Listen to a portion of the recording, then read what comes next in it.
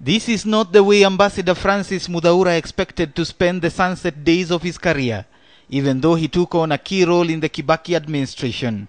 The head of civil service is engaged in the latest political battle since his position became a lightning rod for controversy in the Grand Coalition. This time, however, several leaders have come to his defense in relation to recordings he claims have been doctored to show him admitting involvement in post-election violence. We have been in politics for long enough.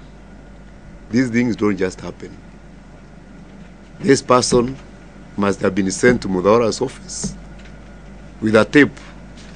You know, I was also taped sometimes back. It's a deal. Imambo inapangwa.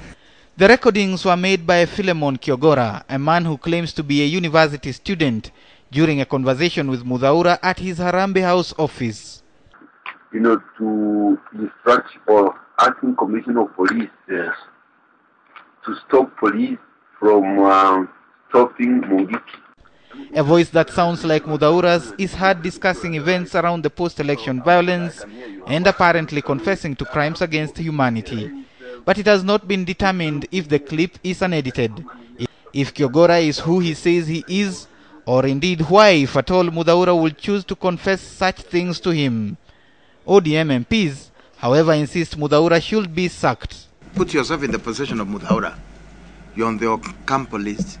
Then people come, you don't know them, and you would be so willing to spill out all sorts of secrets. And you don't know this person just says they're student leader. You are also aware that if you organize any demonstrations, you are making your case terrible. I mean, you know, would you be that stupid? That's, you know, that's why I'm saying we need to interrogate these kinds of things and these tapes, you know, before reaching a conclusion. So it's very bad drama. It's the way it's really not particularly complex to see that this is a rather foolish game. It's very, very pedestrian. In good faith, if the PS can be man enough, he should step aside at this time to allow for thorough investigation.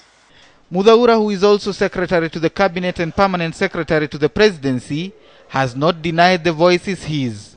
However, he says it has been selectively edited to portray him in bad light. The man claiming to be a student leader wanted help to organize demonstrations against the International Criminal Court, which has named Muthaura as one of 6 suspected masterminds of post-election violence. He also wanted help printing 400 t-shirts to be used in protests, including one against Prime Minister Raila Odinga. However, Muthaura claims he disapproved of the idea and said so.